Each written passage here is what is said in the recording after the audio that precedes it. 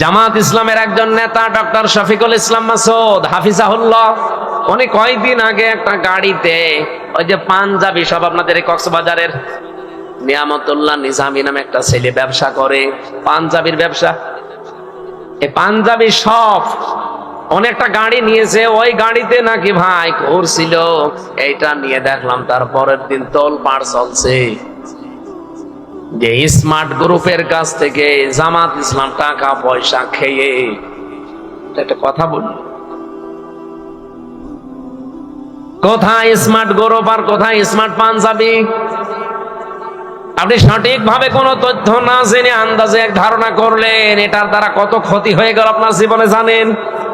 কারণ যারা এইভাবে আন্দাজে ধারণা করে, যে এলাকায় এই যে আন্দাজে ধারণা করা এই রোগটা বেশি, যে জিনিস যে জানে না তার উপর ওই দোষটা চাপিয়ে দেওয়া, এই